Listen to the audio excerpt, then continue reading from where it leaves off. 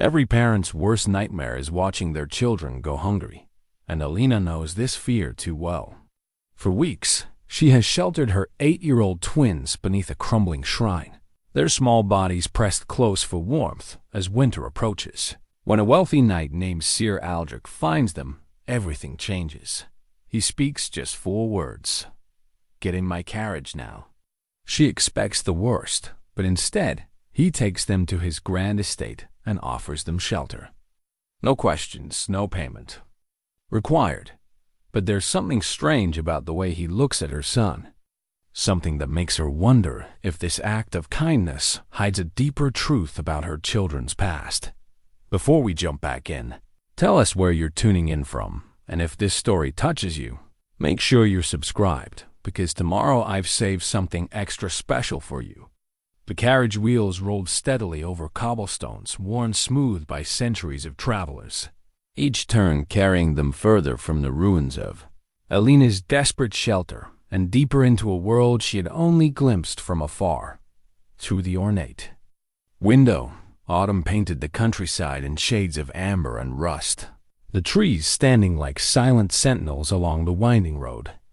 Her twins sat pressed against her sides, Elias with his serious dark eyes taking in every detail, while Lyra traced patterns on the frosted glass with one small finger. Ser Aldric rode alongside the carriage on his destrier, a magnificent black horse that moved with the same controlled power as its master. Even in the fading afternoon light, Alina could see the weathered lines around his eyes, the silver threading through his dark hair, and the careful way he held himself, like a man who had seen too much and carried the weight of it in his very bones. He was perhaps 10 years her senior, maybe more, with the bearing of nobility that came not from birth alone but from the forge of experience. The estate appeared gradually, first as a distant gleam of light through the trees, then as towering stone walls that spoke of both prosperity and defense. Iron gates swung open at their approach, manned by guards who nodded respectfully to their lord, but watched the carriage's occupants with curious eyes. Beyond the gates, manicured gardens stretched toward a manor house that took Alina's breath away. 3 stories of honey-colored stone rose before them, punctuated by tall windows that glowed warmly in the gathering dusk. Ivy climbed the walls in carefully tended patterns, and smoke curled from multiple chimneys, promising warmth and comfort she had almost forgotten existed. As the carriage drew to a halt before the main entrance, Alina felt the familiar knot of uncertainty in her stomach. In her experience, nothing this grand came without a price, and she had learned to be wary of kindness from those who possessed power. Yet, as Ser Aldric dismounted and approached their carriage, his expression held. No trace of the cruelty or calculation she had learned to recognize in desperate times. "Welcome to Ravenshollow," he said simply, opening the carriage door himself rather than waiting for a servant. "You are safe here." An elderly woman emerged from the manor's entrance, her gray hair pinned neatly beneath a starched white cap, her movements quick and efficient despite her years. Behind her came a young man, perhaps 16, with dirt under his fingernails and the easy stride of someone comfortable with physical labor. "Marta," Ser Aldric addressed the woman, "please prepare the blue chamber for our guests. Ensure the children have warm baths and proper clothing." He turned to the young man. "Gareth, see that their horse is tended to." Only then did Alina realize there was no horse. They had been traveling in the carriage Aldric had provided, leaving behind nothing but the tattered remnants of their previous life. Marta's eyes softened as she looked at the twins, and Alina recognized something maternal in the older woman's expression. "Come along, little ones," Marta said gently. "Let's get you warmed up and fed. I've got fresh bread cooling in the kitchen, and the cook's made a fine stew." As they crossed the threshold into the manor, Alina felt as though she were stepping into another world entirely. The great hall stretched before them, its vaulted ceiling disappearing into shadows above, while a massive stone fireplace dominated one wall. crackling with a fire that threw dancing light across rich tapestries and polished wooden furniture. But it was the banner hanging above the mantelpiece that caught her attention. A tall, tattered standard bearing the sigil of a raven in flight, its edges frayed and stained as though it had seen battle.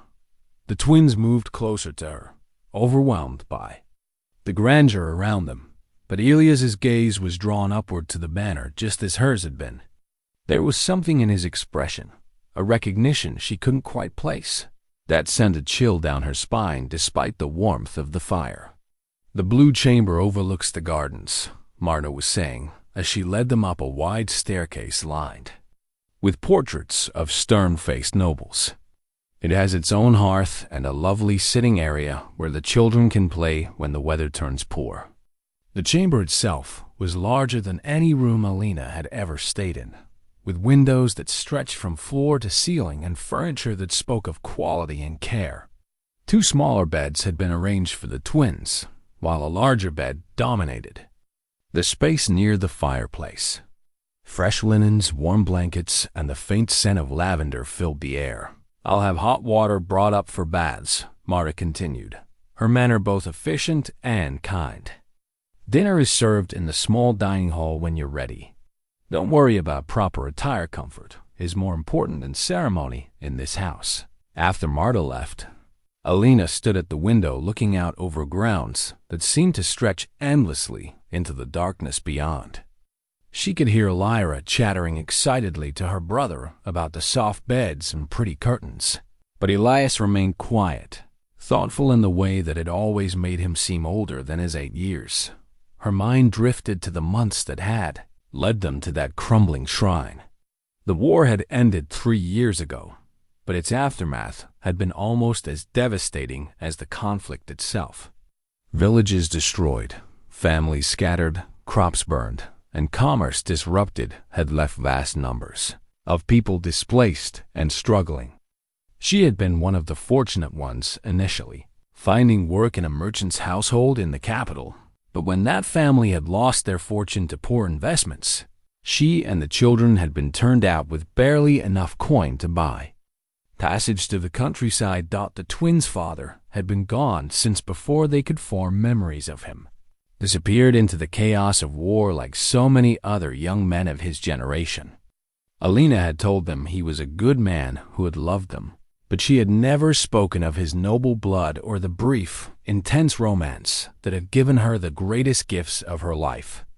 Those were secrets too dangerous to share, even with her own children, in a world where noble bastards could be seen as either valuable pawns or dangerous threats. Marcus had been different from the other knights she had known in her youth spent in service to various noble houses. Where others had been arrogant or dismissive of her station, he had been genuinely kind, treating her as an equal despite the vast difference in their circumstances. Their love affair had been brief but passionate, cut short when duty called him to war. She had never told him about the pregnancy, never had the chance, and as the months passed without word, she had assumed the worst. Now, watching Elias study the room with the same careful attention to detail that his father had possessed, she wondered what Ser Aldric truly saw when he looked at her son. The resemblance was there for those who knew what to look for: the shape of the eyes, the set of the shoulders, the way he carried himself even as a child. The warm bath and fresh clothing felt like luxuries beyond imagining.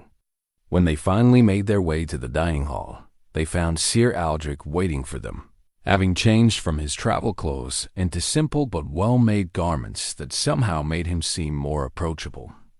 The meal was simple but abundant: roasted chicken, fresh vegetables, warm bread, and wine for the adults, while the children enjoyed sweet cider. "Tell me," Aldric said as they ate, his tone conversational, "where did you come from before you reached the shrine?" Alina chose her words carefully. "We traveled from the capital after I lost my position there. I hoped to find work in the countryside, perhaps in one of the smaller towns where the war's impact was less severe." "And the children's father?" The question was asked gently, but Alina sensed the weight behind it. "Gone these many years," she replied, meeting his eyes steadily. "Lost to the war, like so many others." Something flickered in Aldric's expression: sympathy, understanding, perhaps something more. But he merely nodded and turned his attention to the twins, asking them about their interests and listening with genuine attention as Lyra described her love of drawing, while Elias spoke quietly about his fascination with the knights and nobles. In the stories Alina told them, as the evening wound down and they prepared to retire, Alina found herself both grateful and deeply uncertain. The comfort and security of Ravenshollow was everything she had dreamed of for her children, but she could not shake the feeling that their host's kindness came with complications she did not yet understand. The way he looked at Elias, the careful questions about their father, the immediate and unconditional offer of shelter, all suggested knowledge or motives he had not yet revealed. Standing at her chamber window later that night, watching the stars emerge over the estate's peaceful grounds, Alina made a silent promise to herself and her children. She would be grateful for this sanctuary, but she would also remain vigilant. Too much depended on protecting the twins from the dangerous truths of their heritage to let her guard down completely, no matter how safe this haven appeared to be. The morning sun streamed through the tall windows of the breakfast hall, casting golden patterns across the polished oak table where the newly formed household gathered for their first meal together. Alina had slept better than she had in months. Lulled by the security of solid walls and the soft whisper of wind through well-tended gardens, rather than the harsh sounds of exposure and desperation, Elias sat beside her, carefully cutting his ham into precise squares, a habit that had developed during their hardest times, when every morsel needed to be savored and nothing could be wasted. In his lap, partially hidden by the tablecloth, was the small wooden knight he had carried with him through all their travels. It was roughly carved but lovingly detailed, created by some unknown craftsman, and given to him by a traveling merchant in exchange for small tasks during their journey to the countryside. "May I see your knight?" Ser Aldric asked gently, having noticed the way Elias's hand moved protectively toward the hidden toy. Elias glanced at his mother, who nodded encouragingly, before slowly bringing the carving into view. It was perhaps 4 inches tall, depicting a mounted warrior with a distinctive helm and bearing a small shield carved with what appeared to be heraldic symbols, though worn smooth by countless small fingers. The moment Aldric's eyes fell upon the wooden figure, his entire demeanor changed. The color drained from his face, and his hand stilled halfway to his wine cup, trembling slightly before he carefully placed it back on the table. Alina watched this transformation with growing alarm, noting how his gaze fixed on the tiny shield, with an intensity that spoke of recognition. "Where did you come by this?" Aldric asked, his voice carefully controlled, but unable to completely mask the underlying emotion. "A merchant gave it to me," Elias replied, sensing the sudden tension in the room, but not understanding its source. "He said it was made by a craftsman who fought in the war, someone who carved them to remember the knights who didn't come home." Aldric extended his hand, and after another glance at his mother, Elias placed the wooden knight in the older man's palm. Aldric turned it over slowly, examining every detail with the thoroughness of someone confirming a suspicion he desperately hoped was wrong. The symbols on the shield, barely visible after years of handling, matched something in his memory with devastating clarity. "The merchant," Aldric said carefully. "Did he say anything else about the craftsman? About which knights he was remembering?" Alina felt her heart begin to race. There was something happening here that went beyond casual interest, something that threatened the careful walls she had built around her children's true heritage. She watched as Elias shook his head, disappointed that he couldn't provide more information to please their generous host. "He only said that good knights deserve to be remembered," Elias replied solemnly. "That their children should know they were brave." The words struck Aldric like a physical blow. He closed his eyes for a moment, and when he opened them, Alina saw a pain there that spoke of old wounds and deeper connections than she had imagined possible. "Indeed they should," Aldric murmured, handing the knight back to Elias with reverent care. "Indeed they should." The remainder of breakfast passed in strained politeness, with Aldric asking careful questions about their travels while his eyes continued to return to Elias with an intensity that made Alina increasingly uncomfortable. When the meal concluded and the children ran off to explore the gardens under Marta's watchful supervision, Aldric excused himself abruptly, claiming urgent correspondence required his attention. But Alina had lived too long by her wits not to recognize the signs of a man grappling with revelations that changed everything. She lingered in the breakfast hall, watching through the windows as Aldric paced in his study across the courtyard. His movements, those of someone wrestling with memories he would rather leave buried. The wooden knight had triggered something in their host, something connected to the war and the knights who had not returned home. As she considered the implications, a terrible possibility began to take shape in her mind. What if Aldric had not simply found them by chance? What if his presence at the shrine, his immediate offer of shelter, his careful questions about their father, what if none of it had been the random act of kindness she had assumed? Over the following days, Aldric's behavior became increasingly scrutinized by both Alina and the household staff. Marta confided that she had never seen her master so unsettled, noting how he spent long hours locked in his private chambers when he typically preferred the company of his books and ledgers in the main study.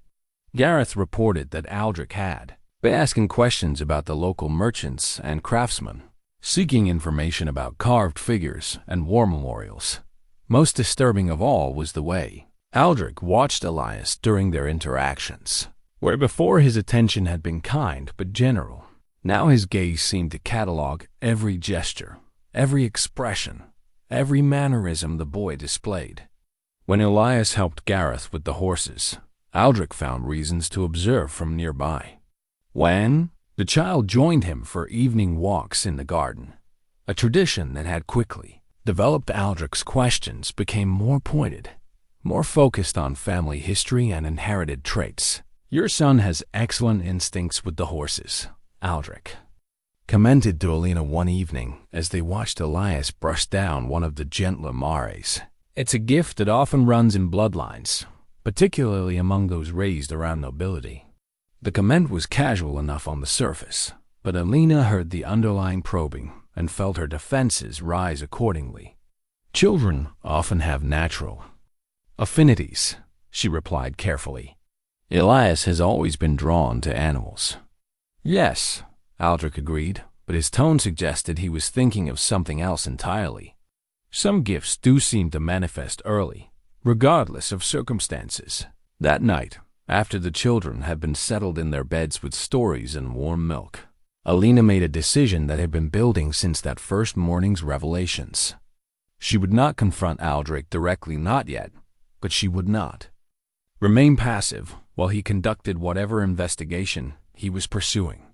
If he knew something about the twins' father, if his kindness was motivated by more than simple charity, she needed to understand what that meant for her children's safety. Moving quietly through the manor's corridors, she made her way to Aldric's study, hoping to find some clue to his true motivations. The room was empty, lit only by the dying embers in the fireplace. But the papers scattered across his desk told a story that confirmed her worst fears. Letters to various merchants and craftsmen throughout the region, all asking about carved knights and war memorials.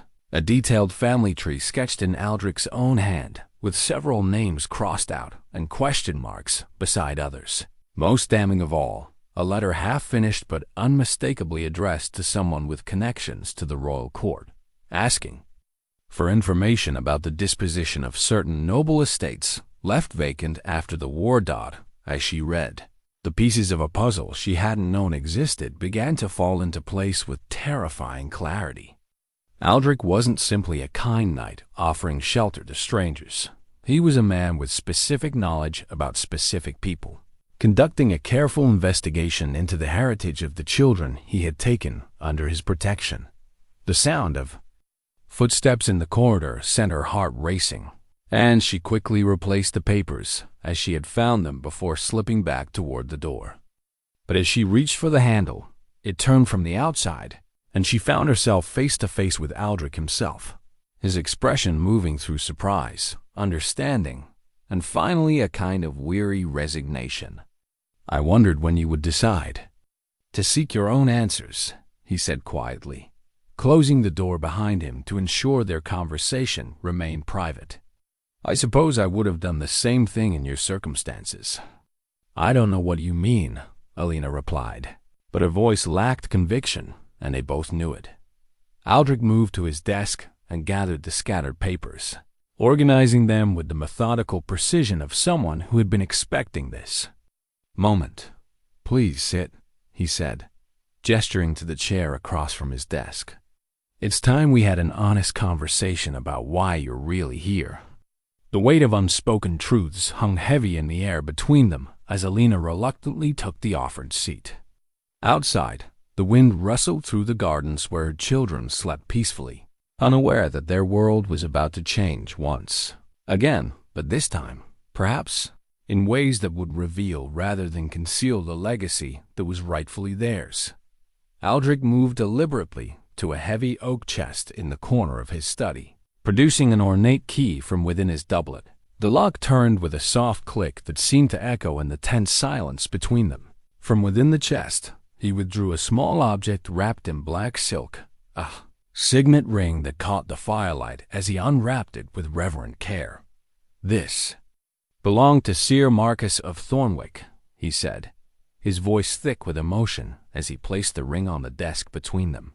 "He was my closest friend, my brother in all but blood, and the finest knight I ever had the privilege to serve alongside."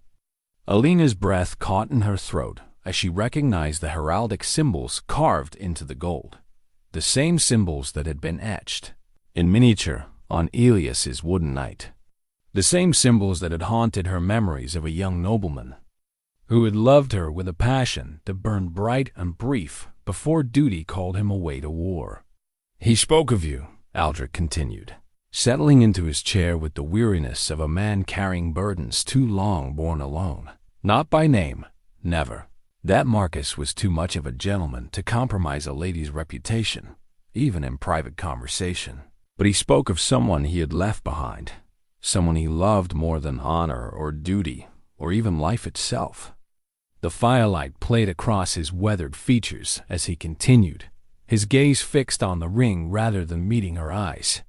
He carried guilt about that love, about the choice he had made to answer the king's call rather than remain with the woman who had captured his heart. He worried that she might think he had abandoned her, that she might never know how deeply he had cared. Alina felt tears threatening but forced herself to remain composed, to listen to this revelation of truths she had never dared hope to learn. "What happened to him?"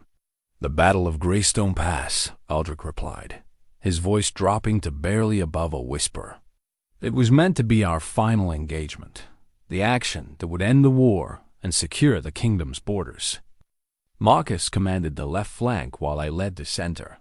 We had fought together in a dozen battles, saved each other's lives more times than either of us could count."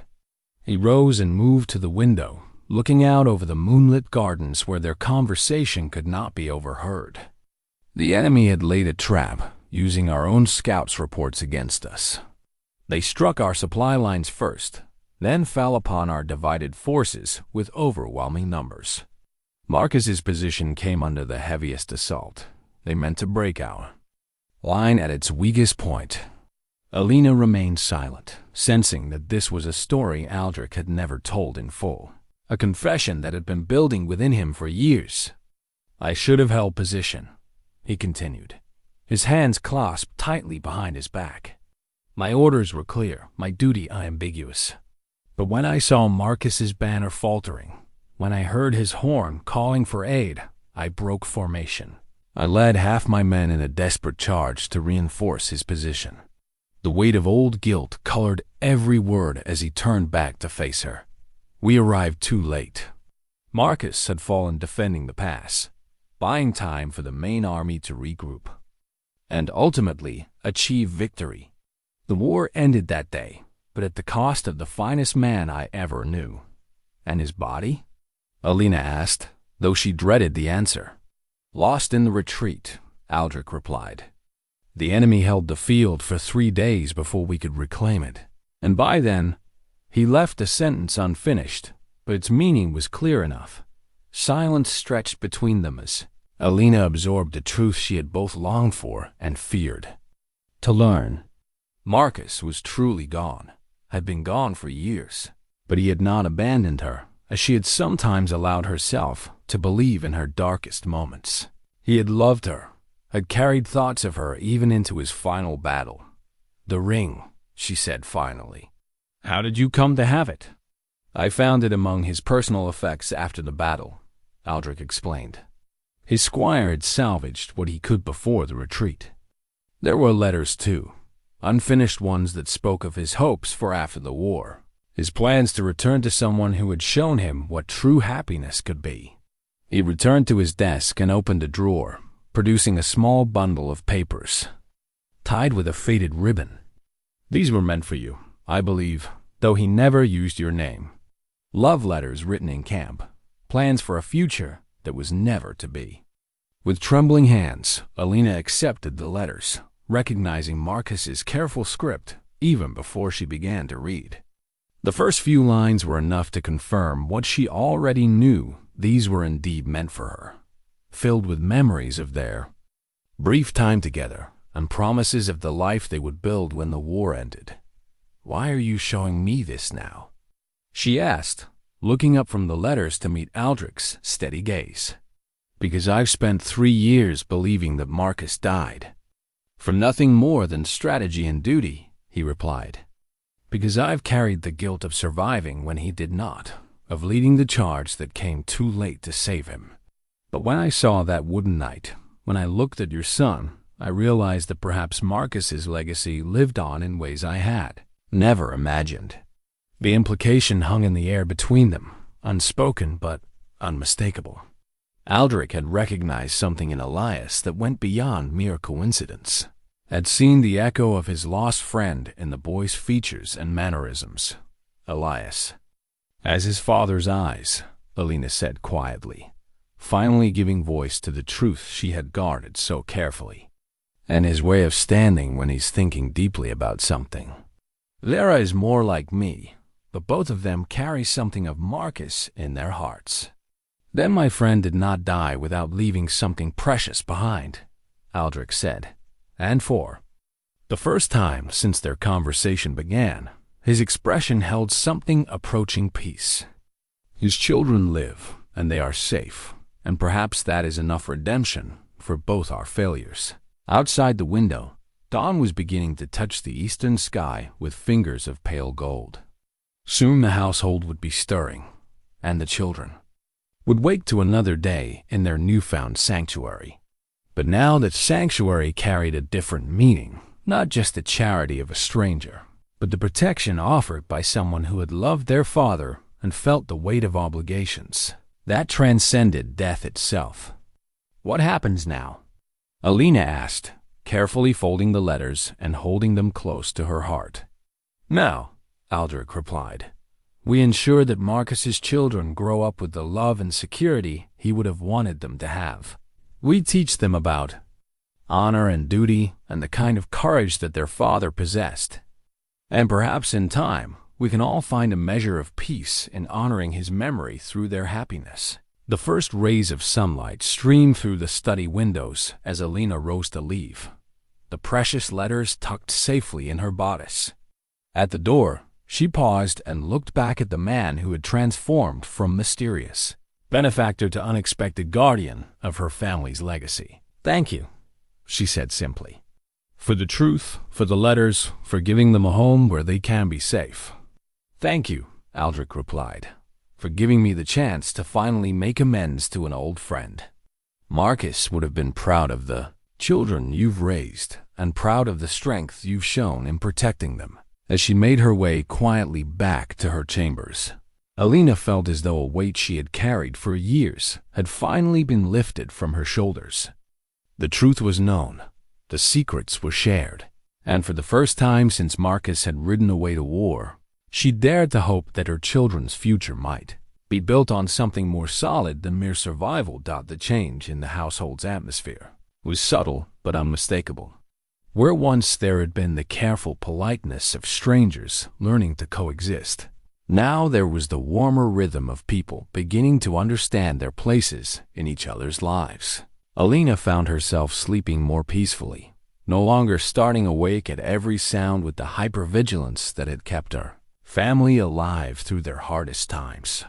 3 days after her midnight conversation with Aldric, she was exploring the manor's extensive grounds when she discovered the small chapel tucked away in a grove of ancient oak trees. It was a simple stone structure, clearly old but well-maintained, with beautiful stained glass windows that cast jeweled patterns of light across weathered wooden pews. At the altar, fresh flowers had been arranged with loving care, and the brass fixtures gleamed with recent polishing. "Marta tends it," came Aldric's voice from behind her, causing her to turn in surprise. She had not heard his approach, lost as she was in the peaceful atmosphere of the sacred space. She lost her husband in the same war that took Marcus. This chapel has become her way of keeping their memory alive. "It's beautiful," Alina said, genuinely moved by the simple elegance of the space. "I haven't had occasion for regular worship in some time, but there's something about this place that speaks to the soul." "You're welcome to use it whenever you wish," Aldric replied, moving to stand beside her in the dappled sunlight. "Father Benedict comes from the village twice a week to conduct services, but Marta maintains that God listens just as well to private prayers as to formal liturgy." They stood in comfortable silence for several moments, both lost in their own thoughts, before the sound of approaching footsteps announced the arrival of the twins. Lyra burst through the chapel door with her characteristic energy, followed by the more measured pace of her brother, both of them clearly having been engaged in some outdoor adventure that had left them slightly disheveled but glowing with health and happiness. "Mama, look what we found," Lyra exclaimed, holding up a collection of colorful autumn leaves she had obviously been gathering with great care. "Gareth says we can press them in books and they'll keep their colors all winter long." Elias carried his own treasure, a smooth stone from the stream that ran through the estate's grounds, worn into an almost perfect oval by countless years of flowing water. "It's for skipping," he explained seriously to Aldric. "Gareth is teaching me the proper technique. He says it's all about the angle and the spin." Watching her children's enthusiasm, Alina felt a familiar tug of emotion, gratitude mixed with the ever-present awareness of how precarious their happiness remained. They had been at Ravenshollow less than a week, but already the twins were beginning to lose the watchful wariness that had marked their behavior during the months of uncertainty and want. "There's something else I wanted to discuss with you," Aldric said as they walked back toward the manor, the children running ahead to show Marta their treasures. "Father Benedict brought news from the village yesterday. There have been reports of increased bandit activity in the region displaced. Soldiers and desperate men who have turned to highway robbery to survive." Alina felt her hard-won sense of security waver. "How serious is the threat?" "Probably minimal to an estate of this size," Aldric replied, but she could hear the underlying concern in his voice. "We have adequate defenses, and most bandits prefer easier targets, lone travelers, poorly defended merchant caravans, isolated farmsteads. Still, I thought you should be aware." The reminder that dangers still existed in the wider world was sobering, but it also served to emphasize how much their circumstances had improved.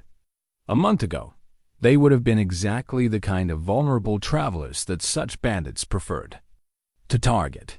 Now they were under the protection of a knight with resources and experience. sheltered within walls that could withstand far more than desperate men with rusty weapons. "Is there anything we should do differently?" she asked. "Simply be aware of your surroundings when you venture beyond the estate grounds," Aldric replied. "And perhaps it would be wise to ensure the children understand the importance of staying close to trusted adults when we're away from Ravenshollow." That evening, as they gathered for dinner in the family dining room, a smaller, more intimate space than the formal hall they had used on their first night, the conversation turned naturally to the children's plans and interests.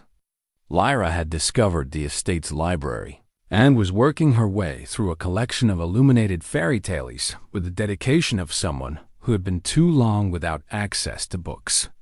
Elias, meanwhile, had become fascinated with the horses and had begun helping Gareth with their daily care. "He has excellent instincts," Gareth reported to the table at large. "Never met a child so young who understood horses so well. They trust him already, even the spirited ones that are usually wary of strangers." "It's a gift," Aldric agreed, and Alina noticed the way his gaze lingered thoughtfully on her son. "Some people are born with an understanding of animals that can't be taught." Later, as she tucked the twins into their beds, Alina found herself thinking about the question of gifts and inherited traits. Elias did indeed have an unusual rapport with animals, something she had noticed even during their travels, when stray dogs and barn cats had seemed drawn to him despite his ragged appearance. Was this something he had inherited from Marcus, or simply a natural affinity that might have developed in any child given the opportunity? "Mama," Lyra said sleepily from her bed across the room, "are we going to stay here forever?" The question was asked with the innocent directness of childhood, but it struck at the heart of Alina's deepest concerns. How could she explain to an 8-year-old that forever was a concept that had no meaning for people in their circumstances? That safety and security were temporary gifts that could be withdrawn at any moment by forces beyond their control. "We're here for now," she replied carefully, "and Ser Aldric has been very kind to us. But you know that sometimes circumstances change, and we must be prepared to adapt to whatever life brings us." "I like it here," Elias said quietly from his own bed. "I like Gareth and Marta and the horses. And Ser Aldric doesn't look at us like we're different or strange."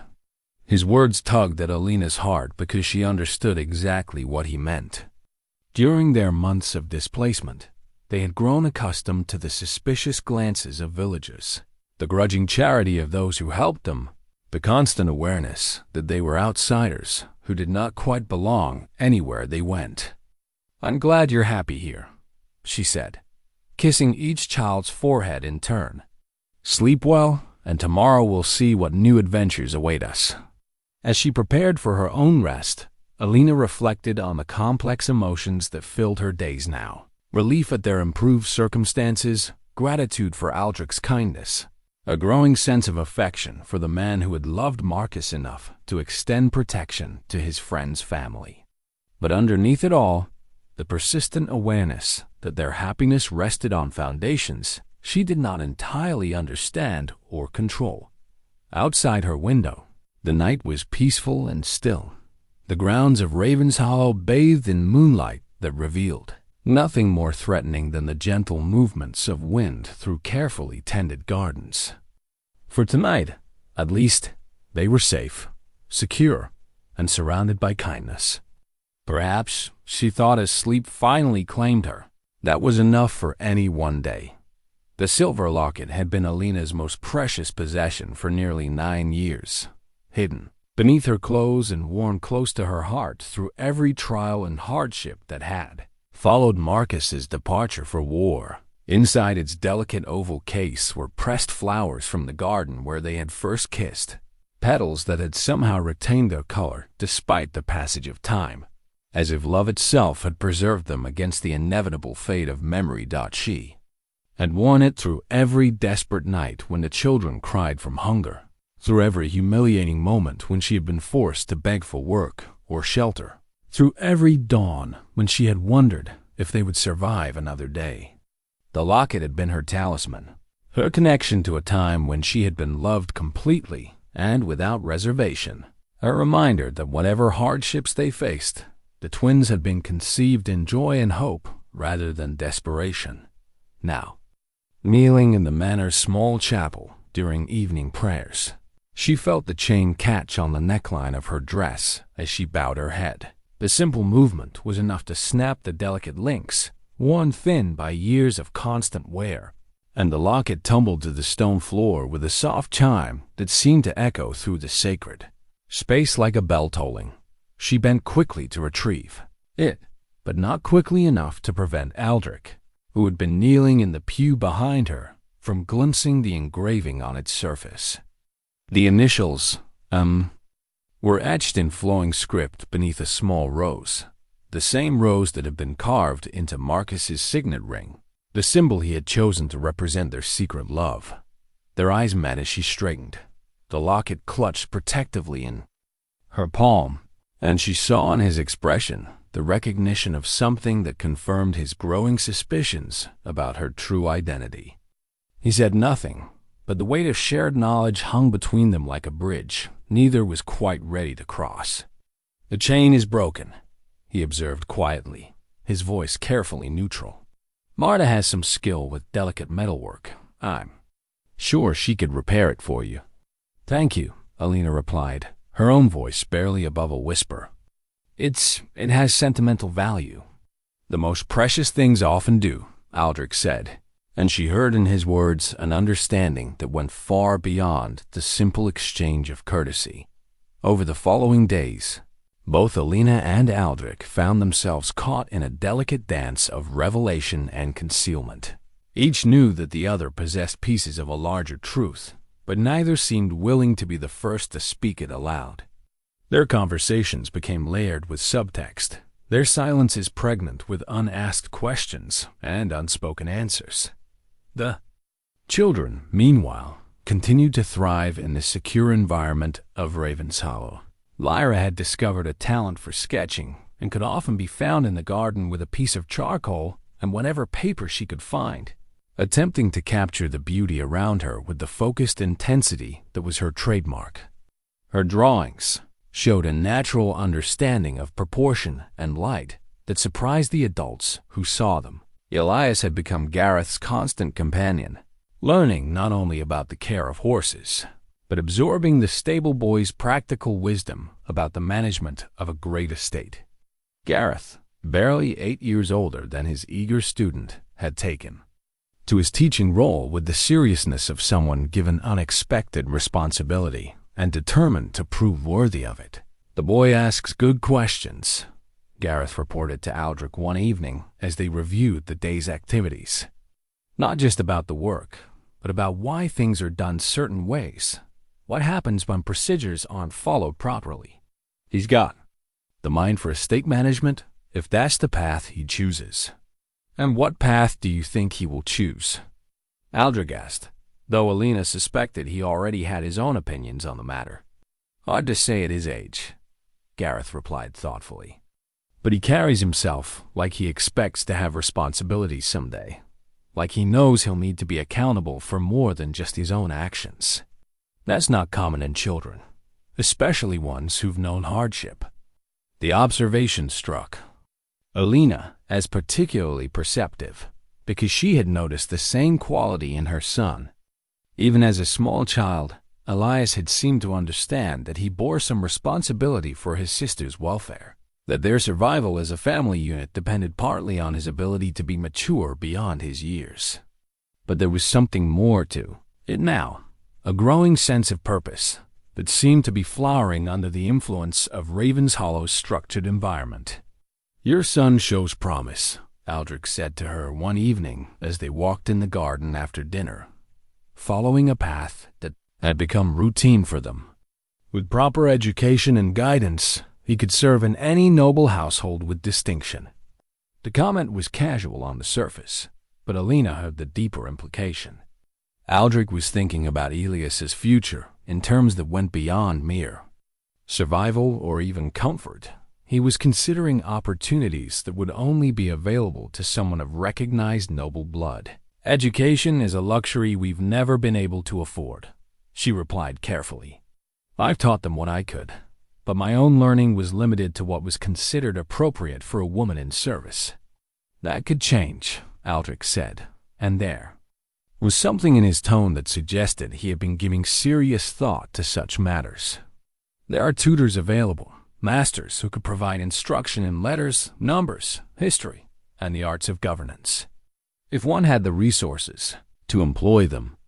They walked in silence for several minutes, each lost in contemplation of futures that seemed both tantalizingly possible and fraught with complications. Finally, Alina found the courage to voice the question that had been building within her. "For days, what is it you want from us?" she asked, stopping beneath an ancient oak whose branches created a natural bower around them. "Your kindness has been beyond generous, but I sense there are expectations or obligations that remain unspoken." Aldric turned to face her fully, his expression serious in the dappled moonlight filtering through the leaves above them. "I want nothing from you that you are not willing to give freely," he said. "But I will confess that having Marcus's children under my roof has given me a sense of purpose. I thought I had lost forever. And if they were not Marcus's children?" she asked, testing the boundaries of his commitment. "Then they would still be welcome here for as long as they wish to stay," he replied without hesitation. "But we both know that is not the case." The admission hung between them, finally spoken aloud after days of careful circumvention. Alina felt a mixture of relief and apprehension. Relief that the truth was acknowledged, apprehension about what that acknowledgement might mean for their future. "They don't know," she said quietly, "about their father's identity, about their noble blood. I thought it was safer for them to believe they were simply the children of a common soldier who died in the war." "Perhaps it was," Aldric agreed, "but circumstances change, and what was once necessary for their protection might no longer serve their best interests." As they made their way back toward the manor, Alina found herself grappling with questions that had no easy answers. How much truth were the children ready to handle? What obligations came with acknowledging their noble heritage?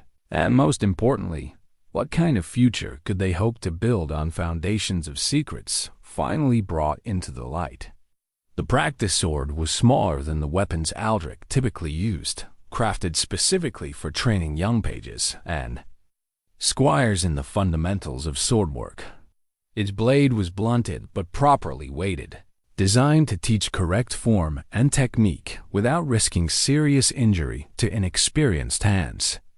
When he presented it to Elias on a crisp morning 2 weeks after their arrival at Ravenshollow, the boy's eyes lit up with a mixture of excitement and reverence that spoke to something deeper than mere childhood fascination with weapons. "Every man should know how to defend himself and those he cares about," Aldric explained as he demonstrated the proper grip and stance. "But a sword is not just a tool of violence, it's an instrument that requires discipline, patience, and respect for its power." Elias nodded solemnly, his small hands wrapping around the leather-bound hilt with careful attention to Aldric's instructions. His natural athleticism was evident even in these first tentative movements, and Alina watched from the courtyard's edge with emotions that ranged from pride to concern. There was something both thrilling and troubling about seeing her son take his first steps toward the martial skills that had defined his father's life. "Keep your feet shoulder-width apart," Aldric coached, adjusting Elias's position with gentle corrections. "Balance is the foundation of everything else. A warrior who cannot maintain his footing cannot defend himself or anyone else." Lyra, meanwhile, had discovered her own passion in the form of artistic expression. The manor's library contained several illuminated manuscripts, and she had become fascinated with the intricate decorative elements that bordered the text. Using materials provided by the ever-resourceful Marta scraps of parchment, charcoal, and even some precious colored inks she had begun creating her own decorative designs with a skill that surprised even the adults who observed her work. "Look, Mama," she said one afternoon, holding up a piece of parchment covered with an elaborate border of intertwined vines and flowers. "It's like the pretty books in the library, but I made it myself." The design was remarkably sophisticated for a child's work, displaying an intuitive understanding of symmetry and proportion that suggested natural artistic talent. But what caught Alina's attention was the heraldic rose she had unconsciously incorporated into the pattern, the same rose that graced Marcus's signet ring and her own hidden locket. "It's beautiful, sweetheart," Alina said, kneeling to examine the drawing more closely. "Where did you get the idea for this particular flower?" Lyra shrugged with the casual indifference of childhood creativity. "I don't know. I just like the way it looks when I draw it. It feels right, somehow." That evening, as had become their custom, Alina and Aldric walked together in the garden, while the children completed their evening studies with Marta. The October air carried the scent of wood smoke from the manor's many fireplaces, and the last of the autumn flowers glowed like jewels in the fading light. "The children are developing their talents remarkably quickly," Aldric observed, echoing thoughts that had been occupying Alina's mind throughout the day. "Elias shows real promise with swordwork, and Lyra's artistic abilities are quite extraordinary for someone so young." "Do you think," Alina began, then stopped herself, uncertain how to voice the suspicion that had been growing within her. "Do I think they're manifesting inherited traits?" Aldric finished gently. "Yes, I do. Marcus was an exceptional swordsman, known throughout the kingdom for his skill with a blade, and his family line was famous for producing artists and illuminators. His grandfather created some of the most beautiful manuscripts in the royal library." The confirmation of what she had begun to suspect sent a chill through Alina that had nothing to do with the evening air. If the children were indeed displaying inherited noble traits, how long would it be before others began to notice? How long before questions were asked that she was not prepared to answer?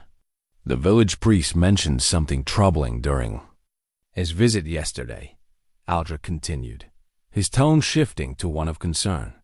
"There have been more reports of bandit activity, and some of the groups appear to be larger and better organized than usual displaced soldiers." "How much danger are we in?" Alina asked, her protective instincts immediately focusing on the threat to her children. "Probably very little, given our defenses and location," Aldric replied. "But I've sent word to the local garrison requesting increased patrols in the area. It seems that some of these bandit groups have grown bold enough to attack defended settlements, not just isolated travelers." The news was disturbing, but it also served to emphasize how much their circumstances had improved since their arrival at Ravenshollow. A month ago, they would have been exactly the kind of vulnerable targets such bandits preferred. Now they were protected by stone walls, armed guards, and a knight with both the skills and resources to defend his household. "There's something else," Aldric said, hesitating as though weighing his words carefully. "I've been in correspondence with some of my former associates, men who served alongside Marcus and myself during the war. There are questions being asked about the disposition of certain noble estates, properties that were left without clear heirs when their owners fell in battle." Alina felt her stomach clench with apprehension. "What kind of questions?" "The kind that could lead to opportunities for legitimate claimants," Aldric replied, "but also the kind that could attract attention from those who might view children of noble blood as either valuable assets or potential threats." They walked in silence for several minutes, both contemplating the implications of a future where the twins' heritage was acknowledged rather than hidden. It would mean opportunities for education, advancement, and the kind of secure future that Alina had never dared dream possible for them. But it would also mean exposure to political currents and court intrigues that could prove far more dangerous than simple poverty had ever been. "What would you advise?" she asked finally. "I would advise caution, but not paralysis, Aldric replied, thoughtfully. The children cannot remain in limbo forever, neither fully noble nor completely common. Eventually, decisions will need to be made about their education, their futures, their place in the world. And if I chose to keep them as they are, to continue protecting them by concealing their heritage, then I would respect that choice and support you in it, Aldric said, without hesitation. But I would also warn you that secrets have a way of revealing themselves, often at the most inconvenient moments. It might be better to control the manner and timing of such revelations rather than leave them to chance. As they approached the manor's entrance, Alina caught sight of her children through one of the lighted windows. Elias was practicing the sword forms Aldric had taught him earlier, his movements careful and precise despite his youth. Lyra sat nearby, bent over another of her drawings, completely absorbed in her artistic creation. They looked happy, secure, and purposeful in ways they had never been during their months of wandering and uncertainty. The question that haunted Alina was whether that happiness was worth the risks that came with acknowledging who they truly were. Time, she said finally. I need more time to think about what's best for them. Of course, Aldric agreed. But remember, that time is not infinite, and the world beyond these walls continues to move according to its own rhythm. Eventually, that rhythm will require us to dance to it rather than setting our own pace. His words carried the weight of experience and wisdom, but also an underlying urgency that Alina found both comforting and troubling. As they entered the warmth of the manor, she found herself wondering whether the sanctuary they had found at Ravenshollow was truly a permanent haven, or merely a temporary shelter from storms that would eventually require them to venture forth. Once again, the letter lay hidden beneath a stack of ledgers in the deepest drawer of Aldric's private desk, wrapped in oiled cloth to protect it from moisture and time. Alina had not intended to discover it. She had merely been searching for writing materials to help Lyra with a drawing that required precise measurements when her fingers encountered the unexpected bundle. The parchment was stained with something dark that had long since dried to a rusty brown, and the careful script was interrupted in places by what appeared to be water damage. Though Alina suspected the moisture had come from tears rather than rain, as she unfolded the letter with trembling hands, she recognized Marcus's handwriting immediately, though it was less steady than she remembered, more urgent and somehow desperate. My dearest friend, the letter began, and it was clearly addressed to Aldric rather than to her. If you are reading this, then the worst has come to pass, and I will not have the chance to say these words to you in person. The battle goes poorly, and I fear this may be my last opportunity to set certain matters straight between us.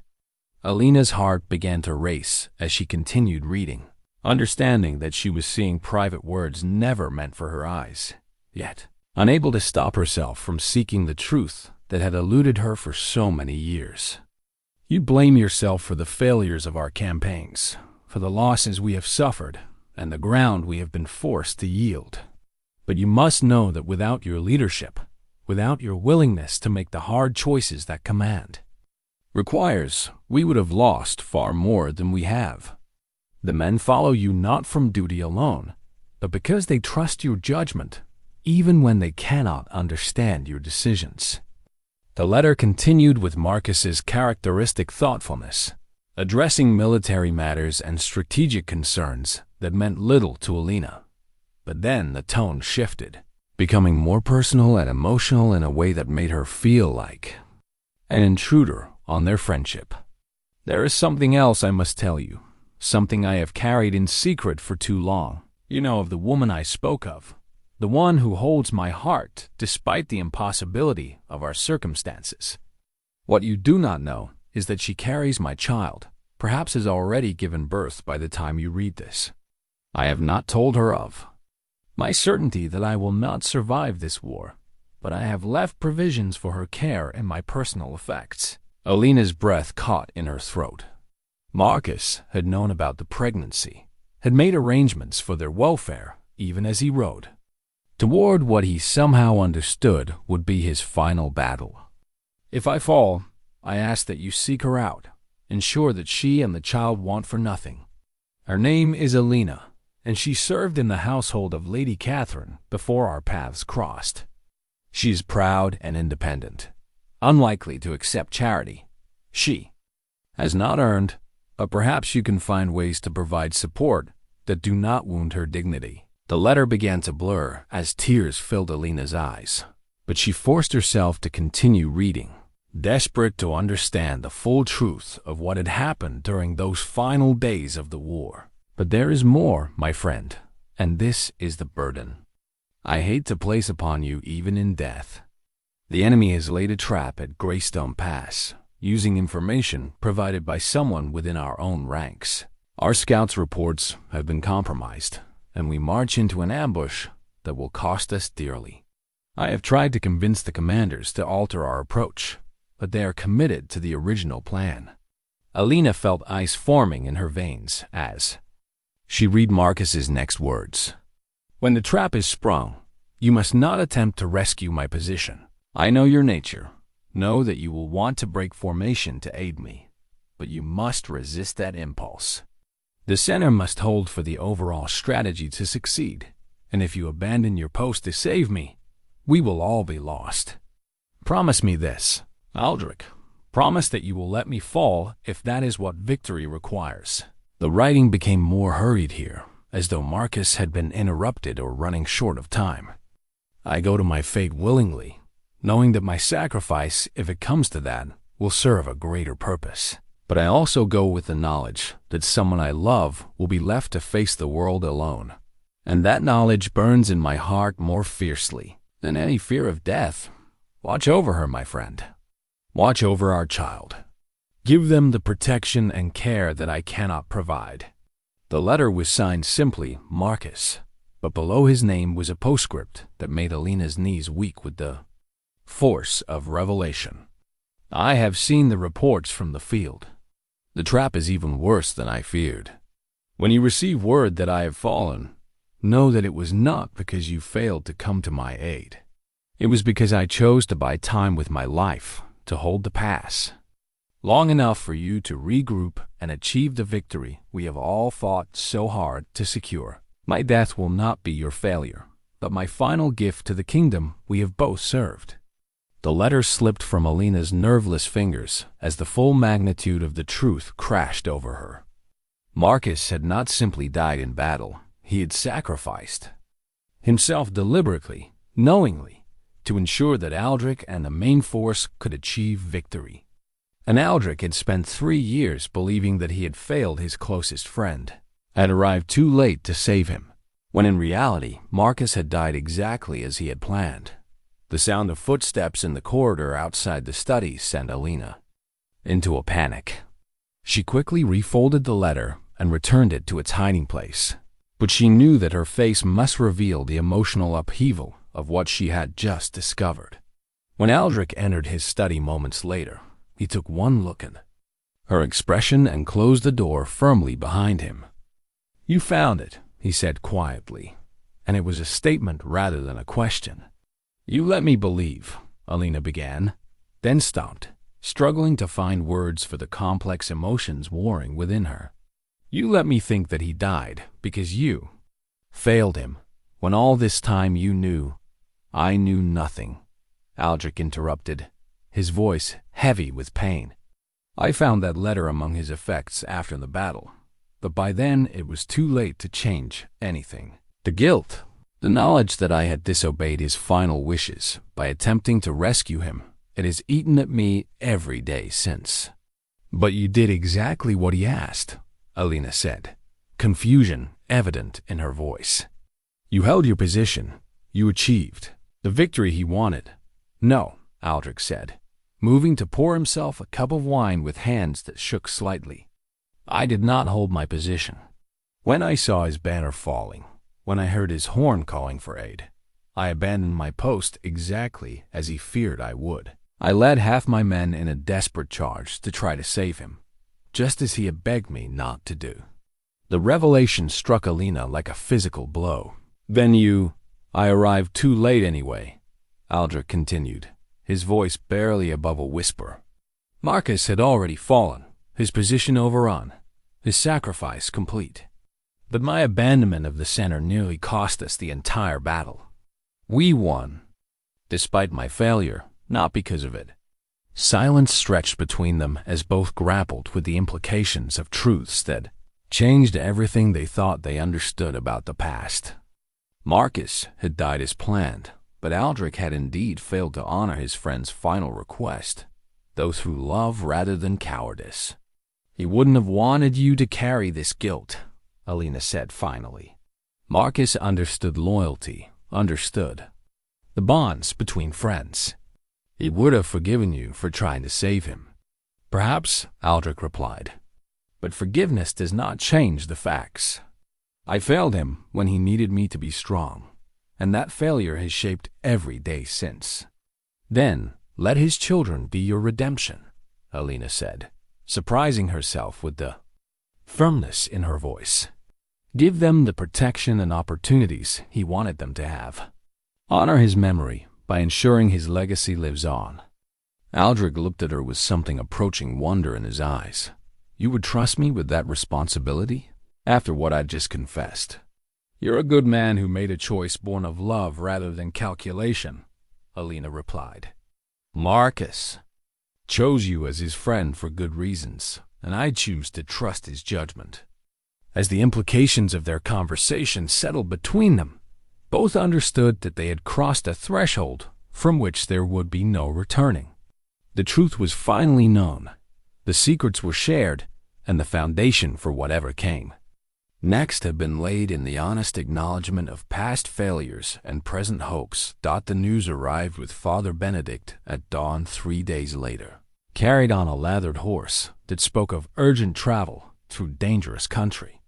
The priest's usual calm demeanor was replaced by barely controlled anxiety as he was escorted into Aldric's study, where the household's adults had gathered to hear his report. The bandits struck Millbrook village in the pre-dawn hours, Father Benedict said without preamble, accepting the cup of wine Marta pressed into his trembling hands. They came in organized formation, more like a military unit than a ragtag collection of desperate men. The village watchman estimated at least 40 fighters, well-armed and disciplined. Alina felt ice forming in her stomach as she listened to the priest's account. Millbrook was less than a day's ride from Ravenshollow, close enough that smoke from its burning would be visible from the manor's highest towers if the wind was right. Were there casualties? Aldric asked, though his expression suggested he already knew the answer would be grim.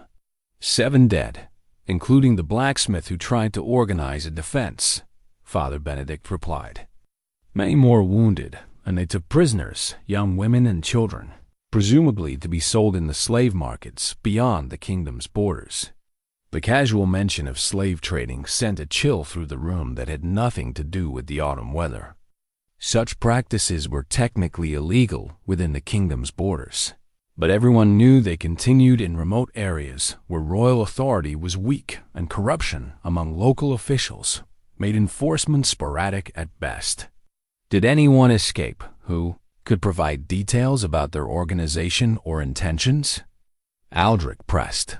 The miller's son managed to hide in the grain loft during the attack, Father Benedict said. He reported that the bandits were searching for something specific, asking questions about noble families who might be hiding in the area, displaced persons of quality who might have valuable information or connections. Alina's blood turned to ice as the implications of this information became clear. These were not simply desperate men seeking easy plunder. They were organized hunters looking for specific targets, people whose capture could be turned to political or financial advantage. They mentioned Ravenshollow specifically, Father Benedict continued, his voice dropping to barely above a whisper. The boy heard them discussing your estate, wondering about the woman and children who had recently taken up residence here. The silence that followed this revelation was broken only by the crackling of the fire and the distant sound of the children's laughter from the courtyard, where they were engaged in their morning lessons with Gareth, blissfully unaware that their peaceful world was about to be shattered once again. "How long do we have?" Aldric asked, his tone shifting to the clipped efficiency of a military commander assessing tactical situations. "They were moving toward the main road when the boy last saw them," Father Benedict replied. "If they're planning to approach directly, perhaps a day or two. If they intend to scout the area first, maybe longer." Aldric was already moving toward the heavy oak cabinet where he kept his war gear, his movements sharp and purposeful. "Marta, send word to the garrison immediately. Request whatever reinforcements they can spare, but don't delay our own preparations waiting for a response that may not come in time." "Sir." Gareth's voice came from the doorway, where he had appeared with the twins flanking him like anxious shadows. The children heard Father Benedict arrive and wanted to know if something was wrong. Alina looked at her son and daughter, noting the way they had unconsciously moved closer together, their bodies tense with the awareness that something had changed, even if they didn't understand what. They had lived through too much uncertainty not to recognize the signs of impending crisis. "Come here," she said gently, kneeling to bring herself to their eye level. "There are some dangerous men in the area, people who might try to hurt innocent families. Ser Aldric is going to make sure we're all protected, but that means we need to be very careful for the next few days." "Are we going to have to leave?" Lyra asked, her voice small and worried. "Are we going to have to live outside again?" "No, sweetheart," Alina replied firmly, though she caught Aldric's eye over their heads and saw the grim acknowledgement that such promises might prove impossible to keep. "This is our home now, and we're going to defend it." Elias stepped forward, his young face set with determination that reminded Alina painfully of his father. "I can fight too," he said solemnly. "You've been teaching me sword work, and I'm not afraid." "Your courage honors you," Aldric said seriously, recognizing that dismissing the boy's offer would wound his pride and potentially undermine his confidence when courage might be exactly what they all needed. "But the best way you can help is by protecting your sister and helping the adults make smart decisions about how to keep everyone safe." Over the following hours, Raven's Hollow transformed from a peaceful manor into a fortress preparing for siege. The estate's defensive capabilities, which had seemed like quaint remnants of an earlier age, suddenly took on vital importance. Windows were shuttered and barricaded. The main gates were reinforced with additional timber, and weapons that had been stored in armories were distributed to every adult capable of wielding them. The hidden armory that Aldric revealed to Alina proved to contain far more than she had expected, not just swords and crossbows, but pieces of armor, shields bearing various heraldic devices, and even some of the more exotic weapons that had been captured from enemies during past conflicts. Most significantly, it contained Marcus's personal arms and armor, preserved with the same care that Aldric had shown for his friend's other possessions. "He would want you to wear this," Aldric said, lifting a suit of mail that had been crafted for someone of more slender build than his own massive frame. It was made for him in the early days of our service, before he gained the weight that made it. Comes with command and comfortable living. The armor fit Alina surprisingly well, the links settling around her shoulders and torso with the comfortable weight of quality craftsmanship. She had never worn such gear before, but the movements required came naturally, as though some ancestral memory was awakening within her muscles.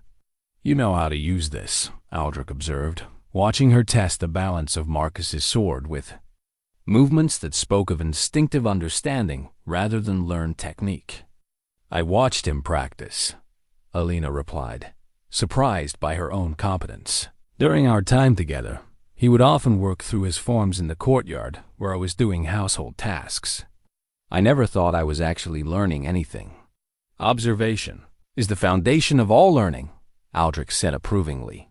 "And you have the advantage of size and speed over opponents who will expect you to fight like a man rather than adapting your technique to your strengths." As evening approached, the final preparations were completed.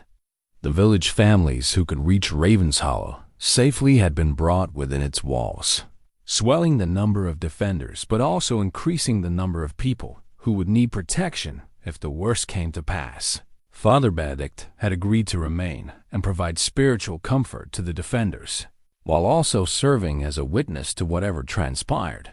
The children were given roles that acknowledged their capabilities while keeping them as safe as possible. Elias would serve as a messenger between different areas of the manor, his small size and agility making him ideal for moving quickly through the estate's corridors and passages. Lyra would help Marta tend to any wounded, her artistic skills giving her the precise hand control needed for delicate medical tasks, not as the household settled into an uneasy night's watch. Alina found herself standing on the manor's highest balcony, looking out over the darkened countryside for signs of the approaching threat. Beside her, Aldric maintained his own vigil, his experienced eyes scanning the horizon for the telltale glints of metal or movement that would herald the bandits' arrival. "Are you afraid?" she asked quietly, not wanting to disturb the listening guard's position nearby. "Terrified," he replied honestly. "Not of dying. I made peace with that possibility years ago, but of failing to protect the people who depend on me, of proving myself unworthy of the trust you've placed in my hands." "Marcus chose his friends well," Alina said, placing her hand briefly on his armored shoulder. "Whatever happens tomorrow, know that you've already given us far more than we ever dared hope for." In the distance, a night bird called once, then fell silent. The darkness held no immediate threat, but both knew that dawn would bring challenges that would test everything they had built together. The sanctuary of Ravenshollow was about to become a battleground, and the family they had become would either emerge stronger from the trial or be scattered once again to face an uncertain world. Alone, dawn came gray and cold, with mist rising from the estate's grounds like the breath of some sleeping giant. The attack began not with the dramatic charge that everyone had been expecting, but with the quiet efficiency of professionals who understood the value of surprise and coordination. The first sign of trouble was the silence. No morning bird calls, no distant sounds of farmers beginning their daily routines, no normal awakening of the countryside around them. Gareth, on watch in the stable loft, was the first to spot movement at the tree line. Dark shapes that resolved themselves into armed figures as they emerged from the concealment of the forest. "They're here," he called down to the courtyard, his young voice carrying clearly in the still air. "At least 30, maybe more, coming from the north and east." Aldric's response was immediate and decisive. "Take your positions," he commanded, his voice carrying the authority of years spent leading men in battle. "Remember your assignments, trust your training, and protect each other." Alina found herself positioned near the main gate, Marcus's sword, heavy but reassuring in her grip, the mail shirt providing both protection and confidence she had never thought possible. Around her, the estate's defenders, gardeners, stable hands, kitchen staff, and villagers who had never held weapons in anger took their places with grim determination.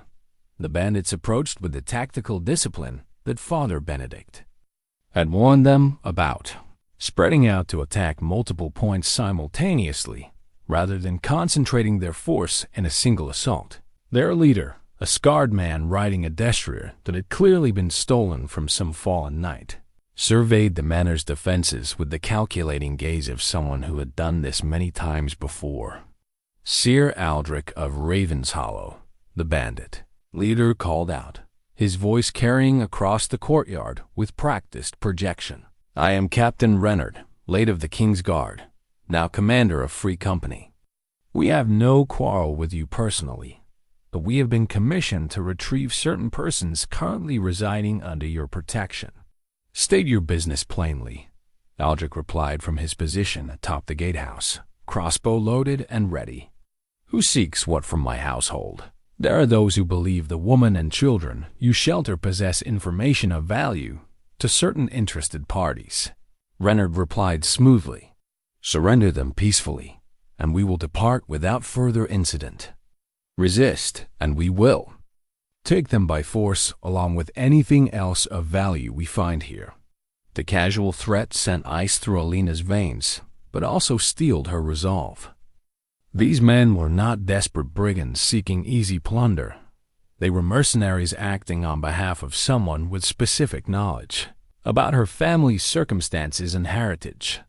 "You may tell your employers," Aldric called back, "that guests of Ravenshollow are under my protection, and that protection is not negotiable." Renard's response was a harsh laugh that carried no humor. "So be it. You've chosen the hard path, old man. Remember that when you're watching your precious manor burn." The assault began immediately, with crossbow bolts whistling through the air from concealed positions while the main force rushed the gates.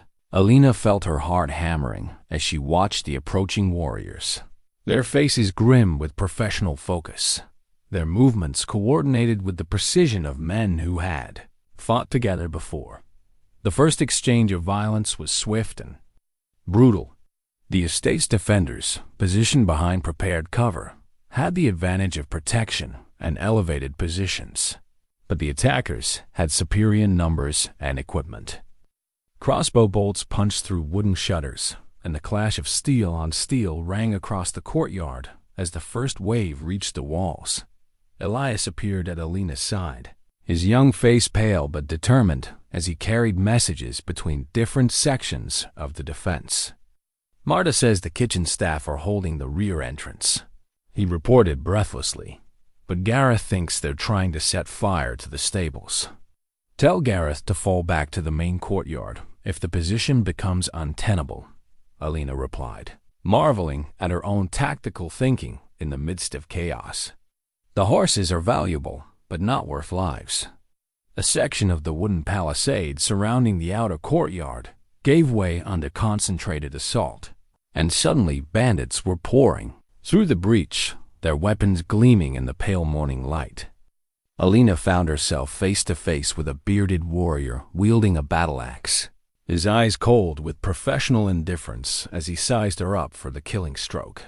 The sword work came to her as naturally as breathing, Marcus's training sessions echoing in her muscle memory as she parried the axe stroke and countered with a thrust that caught her opponent in the shoulder. He stumbled back, surprise replacing confidence in his expression as he reassessed the threat she represented. "Well trained," he muttered approvingly, "but still just a woman playing at war." His second attack was more cautious, testing her defenses. With probing strikes rather than committing to the overwhelming assault he had initially planned. But caution worked against him, giving Alina time to adapt to the rhythm of actual combat, to translate observed technique into lived experience. Around them, the battle raged with increasing intensity. The estate's defenders were holding their positions, but barely, and Alina could see that they were being slowly pushed back toward the main building. Smoke was beginning to rise from the direction of the stables, confirming Elias's report about the fire-setting attempts. Father Benedict appeared in the courtyard, not carrying weapons but moving among the defenders with words of encouragement and practical assistance, carrying messages, tending minor wounds, and providing the spiritual strength that came from his presence among them. The bandit captain himself had dismounted and was fighting his way toward the main entrance, clearly intent on reaching the interior where he believed his primary targets were sheltering. His skill with the sword was evident, and the estate's defenders gave ground before his advance, despite their numerical advantage in that section of the battle. It was then that Alina realized the true nature of their situation. This was not a random attack by desperate brigands, but a carefully planned operation designed to capture specific individuals, while minimizing the attacking force's own losses. The bandits were not trying to slaughter everyone. They were trying to create enough chaos and intimidation to force a surrender that would give them what they had come for. That realization filled her with both hope and determination. If the attackers needed them alive, they would be more cautious about risking casualties among their intended prisoners. But it also meant that conventional defensive tactics might not be enough. They needed to think beyond simply holding their positions and consider how to actively defeat an enemy who was fighting with limited objectives rather than total commitment. The turning point came when Lyra's quick thinking provided the advantage they desperately needed. From her position, helping Marta tend the wounded in the manor's main hall, she had observed the battle through the tall windows and noticed something the adult defenders had missed in their focus on immediate threats. "The banner," she called to Elias as he dashed past with another message. "Tell Mama about the banner they're carrying. It's the same design I drew yesterday, the one with the broken crown." Elias relayed this information to Alina during a brief lull in the fighting, and she immediately understood its significance. The banner Lyra had described was not random decoration, but a specific heraldic symbol, one that identified their attackers as being in service to Lord Blackwood, a minor noble who had been stripped of his lands after the war for backing the wrong claimant to the throne. This knowledge changed everything about the tactical situation. Blackwood was not simply seeking valuable prisoners for ransom. He was trying to legitimize his claim to restoration by capturing children, who might serve as proof of noble bloodlines that could support his case with the crown. The attack was not about money, but about political survival. "Reynard," Alina called out during the next exchange of taunts between the forces, raising her voice to carry across the courtyard. "Does Lord Blackwood pay his mercenaries well, or does he promise them lands that aren't his to give?" The bandit captain's reaction confirmed her suspicion. His confident swagger faltered slightly as she saw him glance toward the banner-bearer, with the quick look of someone whose secret motivations had been exposed. "What does it matter who pays us?" Reynard replied, but his voice lacked the casual authority it had held before. "Coin is coin, regardless of its source. Coin from a traitor. Lord is worthless," Aldric called down from his position, immediately understanding the implications of Alina's gambit. "When Blackwood falls, and he will fall, his promises will die with him. But the king's justice will remember who served his enemies." The psychological effect on the attacking force was immediate and visible. Some of the bandits began exchanging uncertain glances, clearly having believed they were engaged in simple brigandage rather than treason against the crown. Others pressed their attacks with increased desperation, understanding that retreat might no longer be an option. If their employer's identity was known, it was in this moment of enemy confusion that Aldric made his decisive move. Rather than continuing to fight defensively, he led a coordinated counterattack that caught the bandits off balance and drove them back from the manor's main defenses. "For Raven's Hollow," he roared, his sword cutting through the morning mist as he vaulted down from the gatehouse to join the melee personally. For the rightful king. The battle's climax was brief but intense. Reynard, recognizing that his mission had failed and his position was becoming untenable, attempted to cut his way through to the manor's interior in a desperate bid to seize at least one of his intended prizes. His path brought him into direct confrontation with Alina, who had positioned herself deliberately to protect the entrance behind which her children were sheltering. The duel between them was unlike anything Alina had ever experienced. Where earlier combat had been instinctive and reactive, this was a deliberate test of skill against a seasoned warrior who was fighting for his life rather than simply doing a job. Reynard's technique was polished and brutal, honed by years of warfare and refined by countless victories over less skilled opponents. But Alina had advantages he could not have anticipated. Marcus's sword felt alive in her hands, responding to her movements with perfect balance and deadly precision. More importantly, she was fighting not for coin or political advantage, but for the safety of her children and the preservation of the home they had finally found. The exchange lasted perhaps 2 minutes, though it felt like hours to those watching. Reynard pressed his attacks with increasing desperation as he realized that the woman before him was far more skilled than her appearance suggested. while Alina found herself moving with fluid grace. Every lesson Marcus had unknowingly taught her through observation now manifesting in deadly efficiency. The end came when Renard overcommitted to a powerful overhead strike that would have cleaved through armor and bone alike if it had connected. Alina sidestepped the blow and riposted with a thrust that found the gap between his breastplate and shoulder guard, her blade sliding between ribs to pierce his heart with surgical precision. He died without drama, his eyes registering surprise that his long career had ended at the hands of someone he had dismissed as an amateur. Around the courtyard, the remaining bandits saw their leader fall and began a fighting retreat toward the forest, their discipline finally breaking under the combination of mounting casualties and failed objectives. Aldric pursued them only to the estate's outer boundaries, wise enough not to turn victory into potential disaster by chasing a defeated enemy into terrain that favored ambush. As the last of the attackers disappeared into the trees, a profound silence settled over Ravenshollow, broken only by the moans of wounded men and the crackling of fires that were already being brought under control. "Is it over?" Elias asked, appearing at his mother's side with Lyra close behind him, both children looking remarkably composed, despite having lived through their first battle. "For now," Alina replied, embracing them both while being careful not to stain their clothes with the blood on her armor. But this was just the beginning. Now we need to decide what comes next.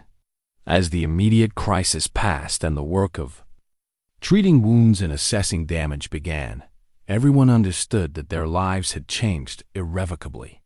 They had proven themselves capable of defending their home, but they had also revealed knowledge and capabilities that would attract further attention from those who preferred to operate in shadows and uncertainty. The sanctuary of Ravenshollow would endure, but it would never again be the simple refuge from the world's dangers that it had briefly seemed to be. They had chosen to stand and fight rather than flee, and that choice would shape everything that followed. The royal messenger arrived 7 days after the battle, his horse lathered with hard travel and his saddlebags, bearing the official seal that commanded attention throughout the kingdom.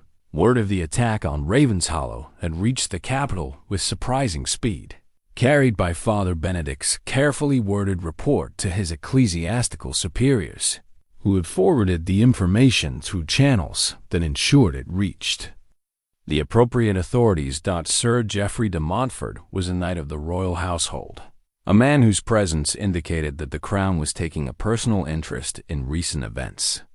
He was perhaps Aldric's age, with graying temples and the bearing of someone accustomed to delivering messages that carried the weight of royal judgment. His Majesty has been most concerned by reports of organized banditry in this region, Sir Geoffrey announced as he was received in Ravenshollow's Great Hall, now restored to its former dignity despite bearing subtle scars from the recent conflict, particularly banditry that appears to have been sponsored by enemies of the realm. Aldric, Alina, and the twins were present for this formal audience, along with Father Benedict and the senior members of the household staff.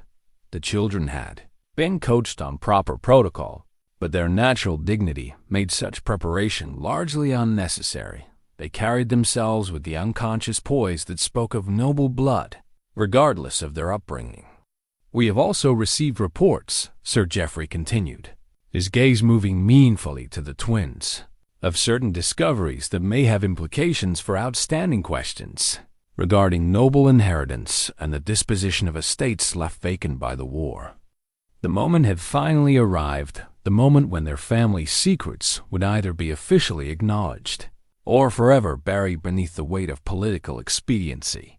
Alina felt her heart racing as she realized that the next few minutes would determine not just their immediate future, but the entire trajectory of her children's lives.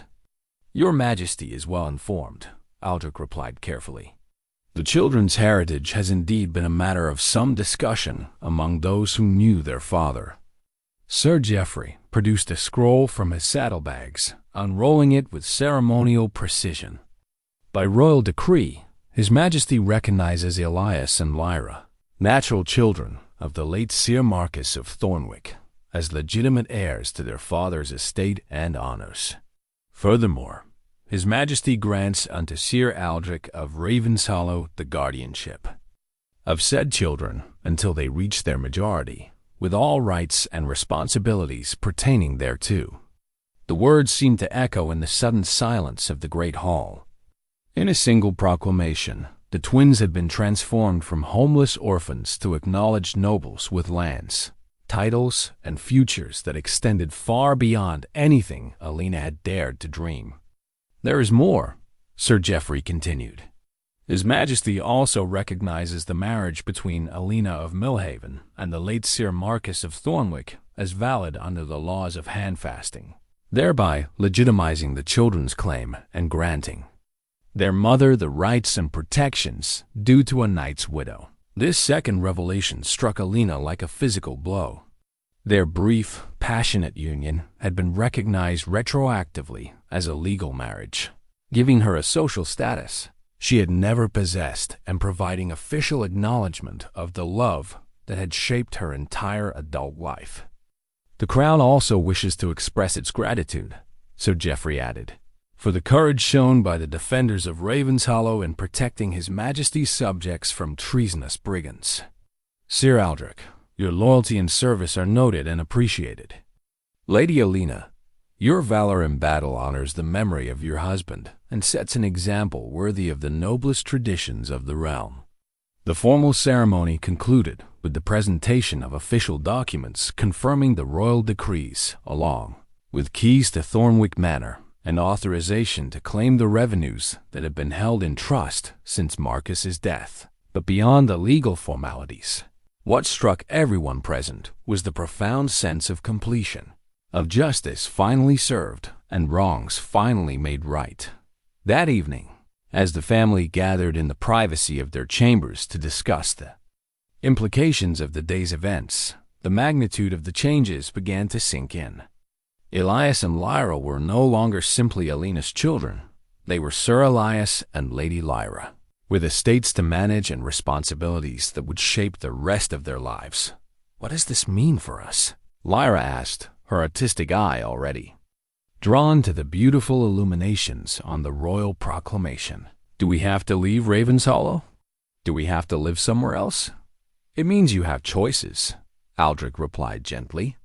"Thornwick Manor is yours by right, but it will need extensive restoration after standing empty for so long. You could claim it immediately, or you could remain here while arrangements are made for its renovation." "I want to stay here," Elias said firmly, surprising the adults with the certainty in his voice. "This is home. This is where we learn to be a family."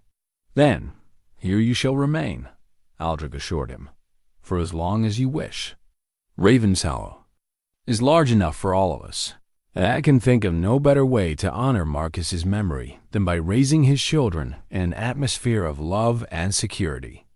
Over the following weeks, the practical implications of their changed status became apparent. Tutors arrived to begin the formal education that would prepare the twins for their future roles as members of the nobility. Thornwick's estates were surveyed and plans made for their restoration, though the work would take years to complete.